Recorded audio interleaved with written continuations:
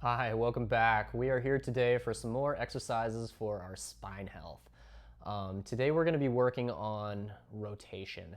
So we've done a lot of different things with our spine so far with flexion and extension, but we haven't really done anything else in the other two planes of motions that we have within our spinal movement. The other two motions that we have are rotation, and then we also have side flexing. So we have certain things that we do to really help and assist us in these motions, and we're going to work on the first one today, which is going to be our spinal rotation. So our spinal rotation is something that we really need to put a lot of focus into and attention into. A lot of times in our lives, we're not really taking ourselves through those rotational exercises, but unfortunately, what we are doing is we're rotating our spine and we're holding in those positions. So sometimes, we may have this little quirk where we're at work and we've got our phone and we sit to the side and we sit in this position the whole time as we talk. Well, what's essentially happening is we're strengthening those muscles that are holding us in those positions, those natural tendencies that we go into. So it's really good to start taking the body through full range of motion and rotation so that we can start taking our body out of those positions. And then also so that we can start strengthening those muscles that take us out of those positions as well. So one of the first things that I always love to teach when I'm looking into spinal health is really good rotation. And rotation from seated position is such an essential way for rehabbing the spine back into finding those rotational positions.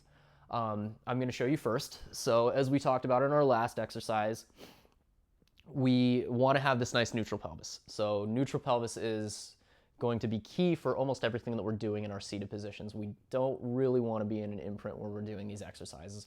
We want to be sitting up nice and tall. We want to have a good engagement through those rib cages, and especially when we come into our rotational exercises. So we have a couple of different ways that we can do this exercise. Seated is going to be best. As you notice, I'm also stacked up high again, so I don't want my hip flexors gripping again like the last exercise. I want to feel like I'm just in a nice little floaty position where I'm just sort of resting and balancing right on those hip pointers, or I'm sorry, those sits bones, which are on the bottom sides of our bum. So those positions where we feel those two little bony nubs when we're sitting down. I want to feel like I'm sort of teetering on those guys. I've got a nice little center of balance figured out between there. From that position, it's always beneficial to sort of take the arms out of the equation when we first start getting into our rotations, because we've probably got some stuff where the shoulders might be holding us into certain positions as well, especially if we don't really have that rotational patterns built up in our lives. So the first thing I always like to do when I'm coming into this exercise is I'll cross my arms and put my hands onto my shoulders. From there, I'll take a nice big inhale. So we're expanding that rib cage, we're opening it up and getting it ready for movement. So I always like to have that big expansive inhale on my initial movement for my rotations and for my flexions. So that said, big inhale. And then as I exhale, I'm going to rotate to a specific side. Inhale back to the center, exhale, rotating to the opposite side. So inhale center, exhale opposite side. What I want you to notice is that I'm staying in my neutral position the whole time.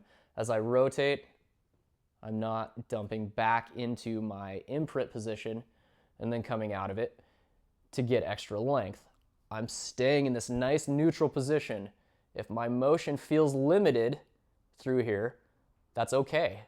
That's totally okay. We're going to get that length, or we're going to get that range if we keep with our good body positions. But the second that we start releasing that pelvis to get more movement, we're completely nullifying the exercise. We're getting strength to happen at a position that it shouldn't be happening. So we're taking our integrity out of our spine, trying to get that extra movement, but that's never going to help us get to the position where we start building strength onto those muscles that take us into that position while we're in our good spinal position.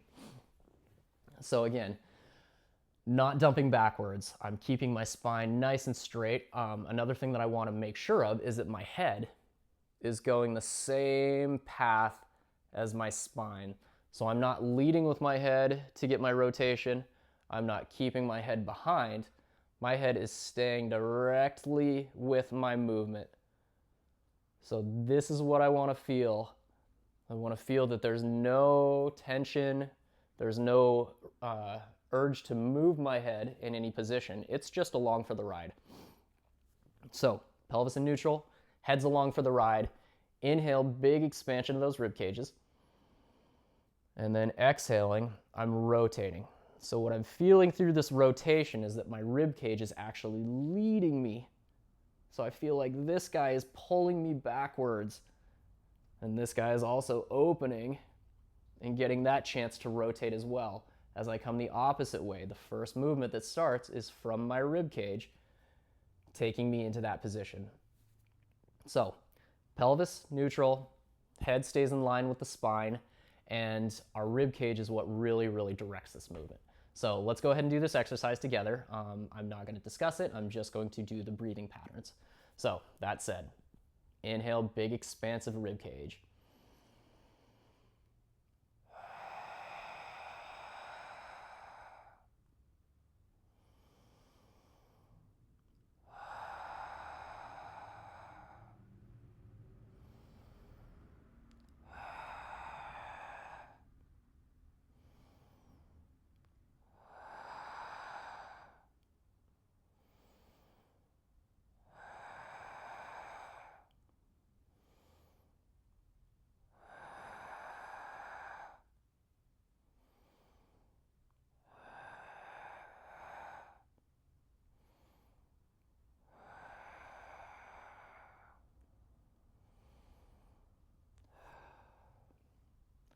So we might find that we have limited range going one way, then we do the other way.